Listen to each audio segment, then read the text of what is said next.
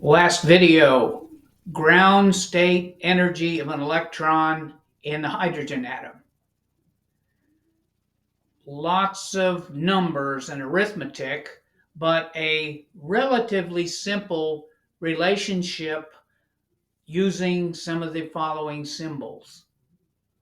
Not p squared over 2m, not p squared over 2m, which would be the kinetic energy when we talk about big things. Let's say big things. When we talk about really small things, the energy values go in little steps. So it has to be a little bit different.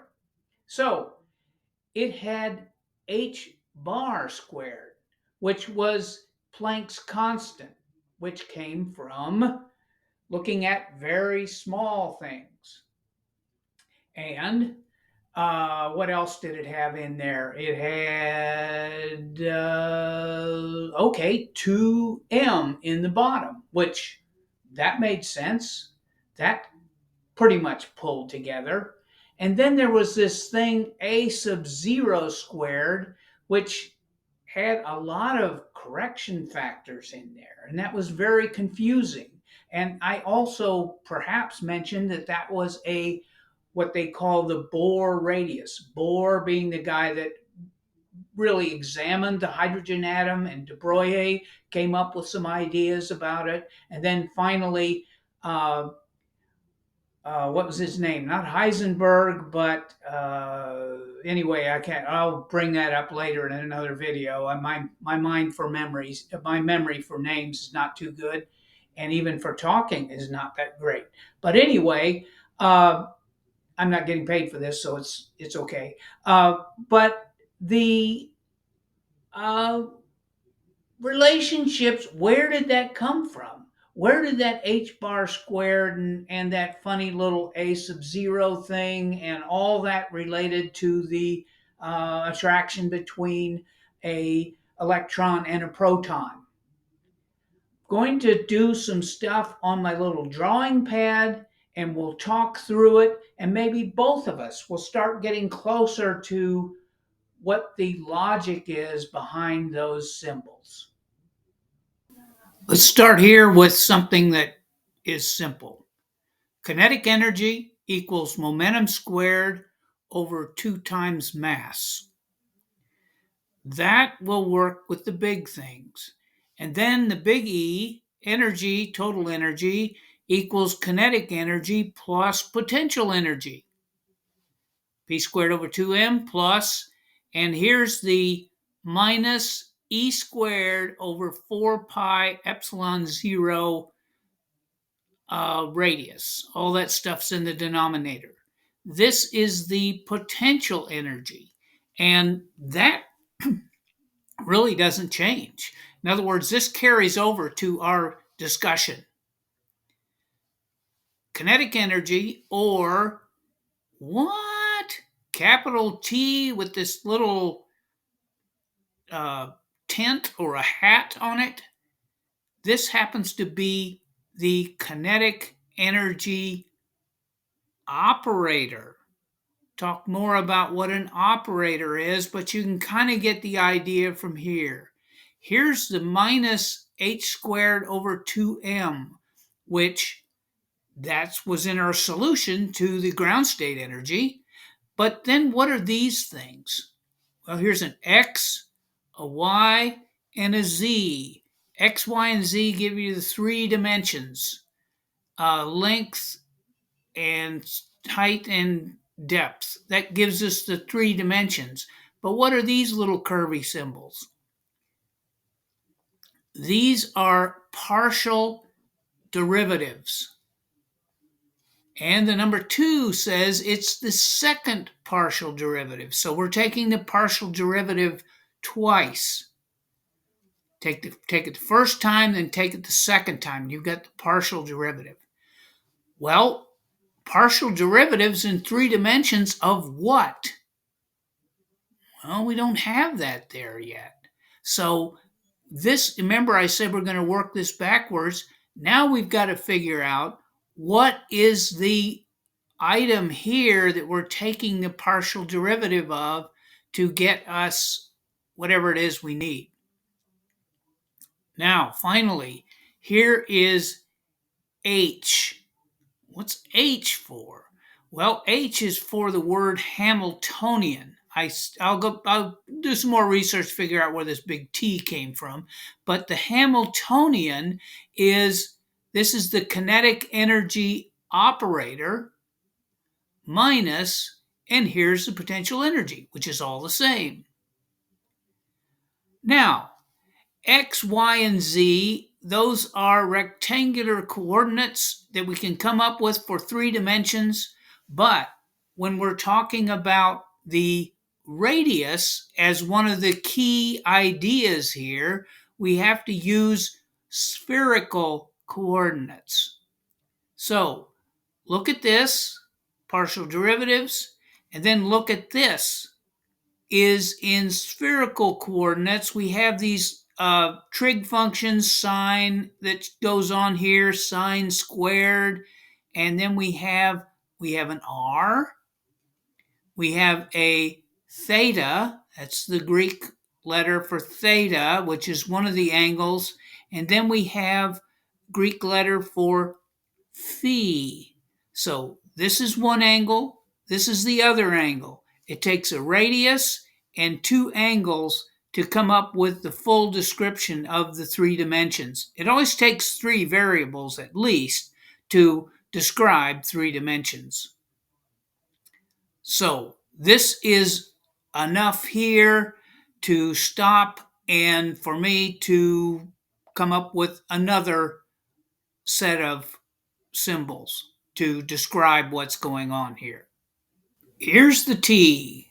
Kinetic energy is a T because the French word for work, and you know energy comes as a ability to do work, and that is I won't even try to pronounce this in French, but this is the word, and that's where the T comes from.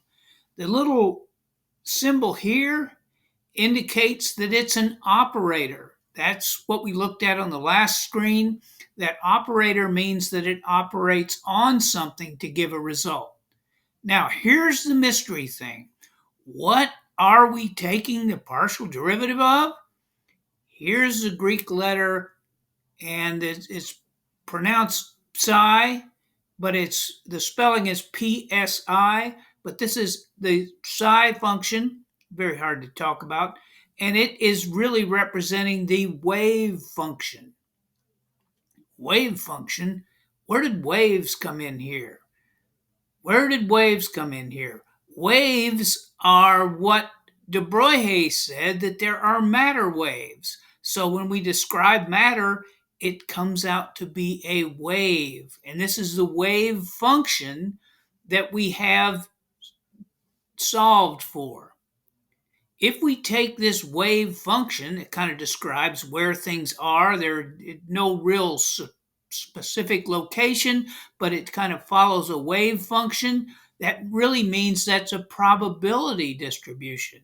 So if we take these 2 psi functions and take the square of that magnitude, what we end up with is a probability distribution. Now, what's this d cubed r? Well, this r vector here, r vector there, this is the 3-dimensional r vector. And the vector actually has components that are the 3 different dimensions that are in a volume. And then, of course, t, it isn't continuous. It depends on t, what's going on. So let's look at this. X operator, that gives us location. P operator, that gives us momentum. And the T operator gives us kinetic energy. And then the H, I don't know if I should put an operator symbol on that or not, but this really is an operator. The energy operator, they operate on this psi function. One more little thing here. I've got the integral, so if we add up all the different probabilities for where an object should be over all the possible radii in those three dimensions, then that's going to add up to 1, meaning that particle is somewhere, but we just don't know exactly where. It's more probable to be in some areas than others. Finally, V represents potential energy, and instead of F equals ma, you knew that something had to give here because ma is not going to be what we deal with quantum mechanics. In the x dimension, this is one of the three dimensions, in the x dimension, the force would be the partial derivative of the change of V, the potential energy, with respect to x. Let's back off a little bit, and then I'm going to blast through some screens quickly. Really important, Hamiltonian is going to give us the energy. You take the Hamiltonian, you multiply it times the state function, then you get that same state function times the eigenvalues. The eigenvalues of the state are what really the numbers that we can use, the numbers that we're measuring, just like momentum and mass and all these kinds of things, 1/2 mv squared or p squared over 2m kinetic energy. So here's the kinetic energy operator. This operates on a function to give us the result, and since we are looking at two items which are separated by a radius, and rectangular coordinates really don't make sense to it, but more of a spherical coordinates, that's why we've translated all of this into this. Here's potential energy. Potential energy, potential energy. Now let's go on to the next screen.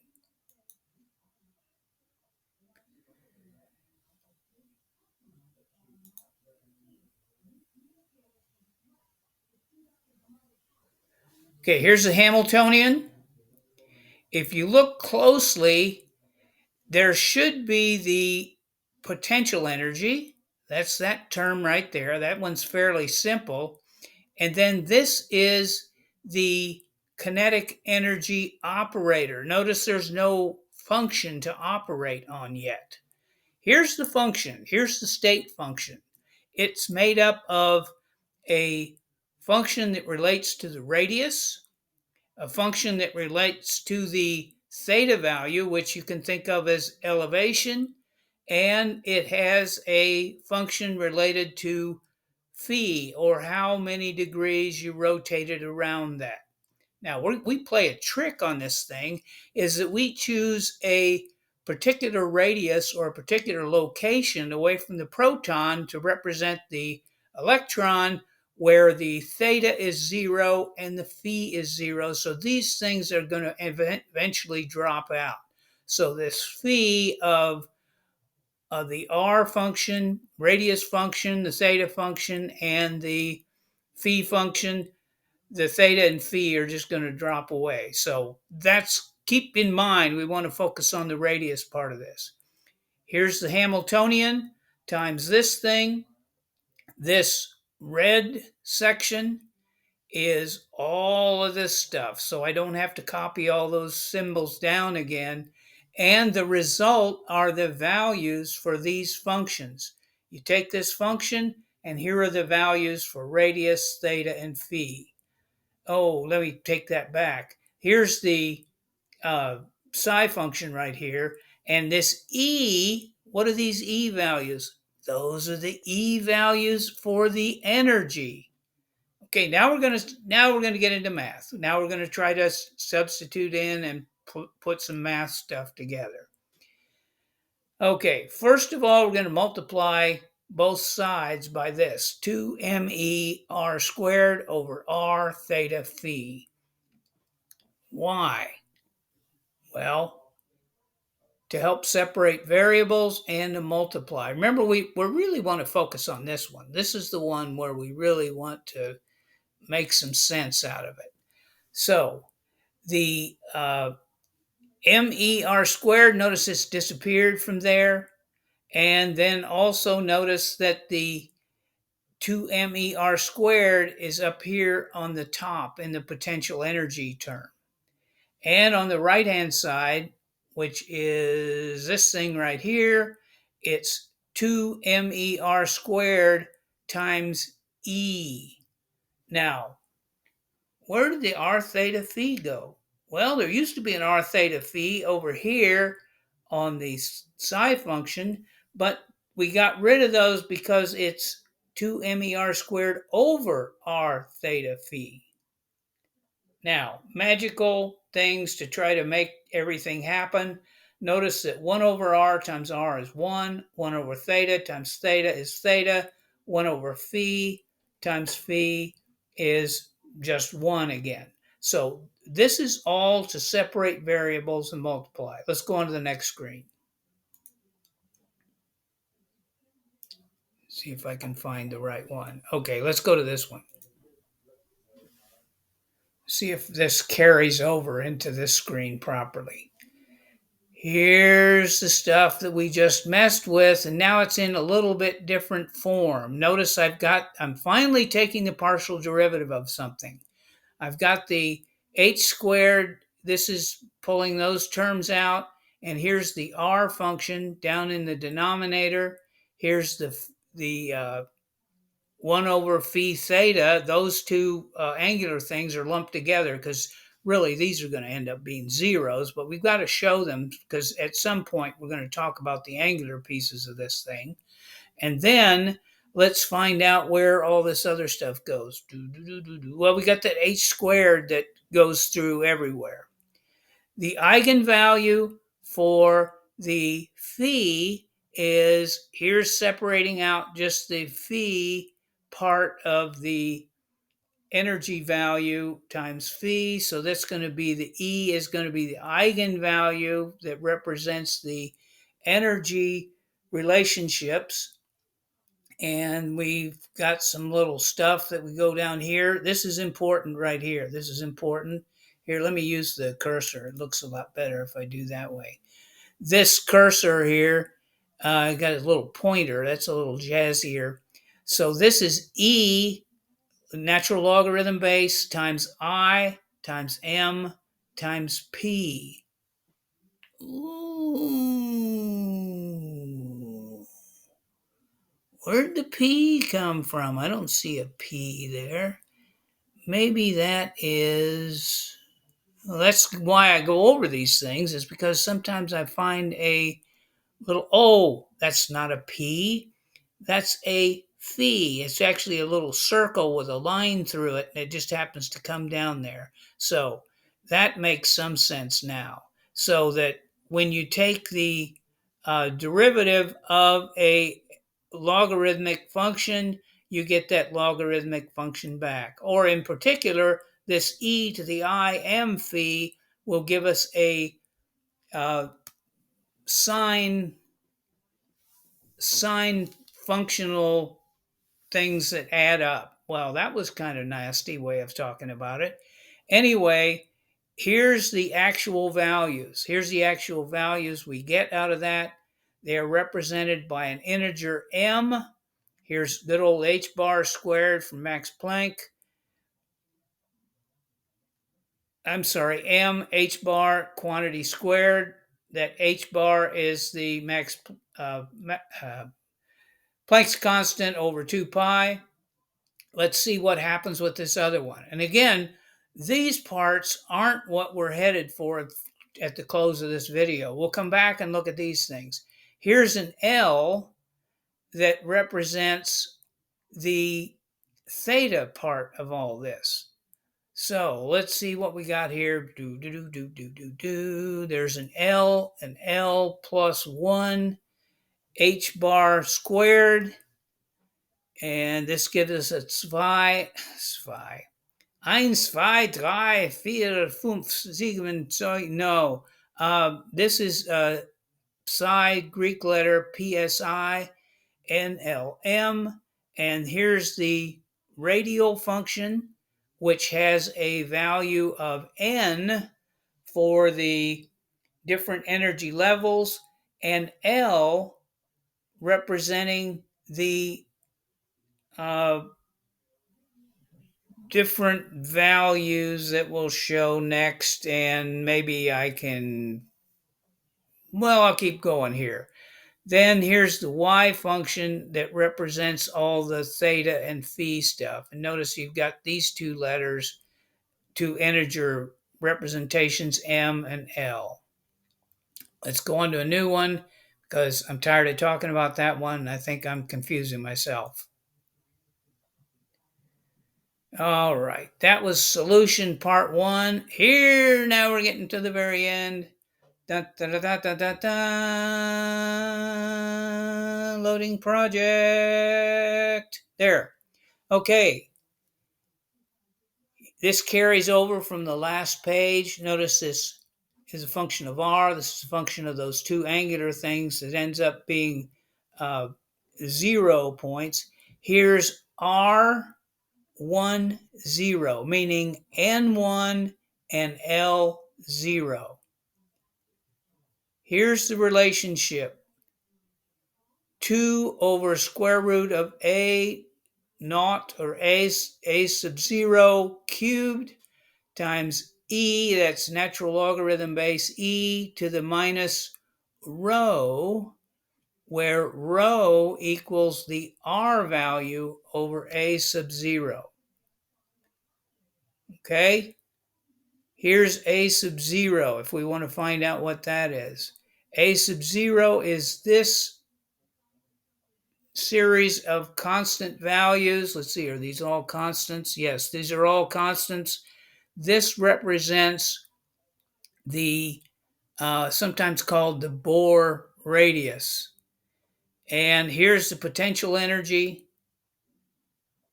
And here is a sub 0. If you flip those two things around, notice this is where they come in here for a0. And let's see if we have anything else to say.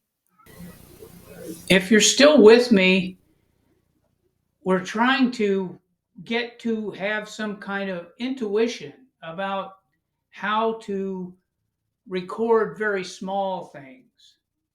And if you remember back a few videos ago, we talked about how you can build a matrix, talking about the hydrogen atom, still sticking with the hydrogen atom.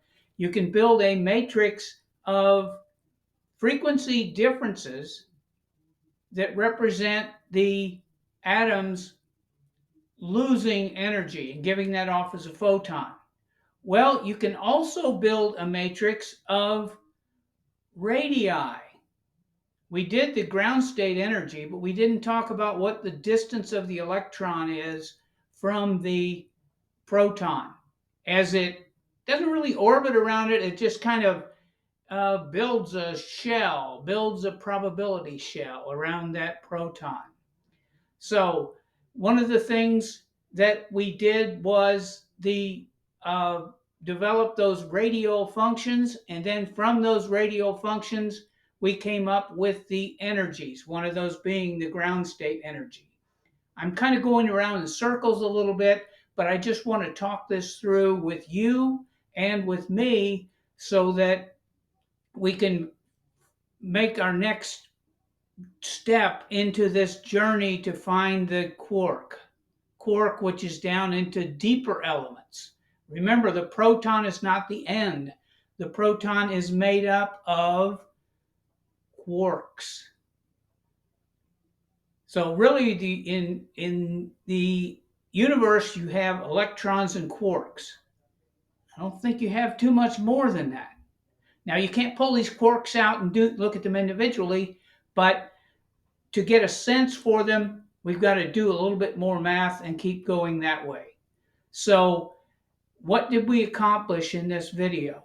We accomplished the fact that we can use math and we looked at the fact that you don't just have momentum, or you don't just have velocity, you have these operators. When you come up with kinetic energy, it's not a simple algebra equation like it was in classical. I always hate to use that word classical. What's wrong with it? It was just the early stages of development, and it works just fine for macro things. So I think this is enough for this video. So where would we go next? Where would we go next if we have these radial functions? We've kind of described the distance from the uh, electron, and we have to get the idea that the electron has these probability radial functions. And it also shows the distances for the different electron energies that are achieved around the hydrogen atom. What else? What else? What else? Oh, I know. We can look at those two other variables that we didn't consider. We didn't consider the theta variable or the phi variable. Now, phi being phi. The phi variable was the amount that you would turn around the origin, and the theta value would be the inclination up or down from there. And all of those three things, the magnitude of the radius, the magnitude of the theta angle, the magnitude of the phi angle, all those create a r vector, which was on some of those other things. What about that electron? Does it just orbit around? As we said, it doesn't orbit. It's got a shell around there. But does that have other properties? It does have other properties. It has angular momentum, and it has magnetic moment, and it also has a property called spin. So there's things we haven't even talked about yet, and these are unique to the quantum mechanical world. So look forward to some of those things coming up.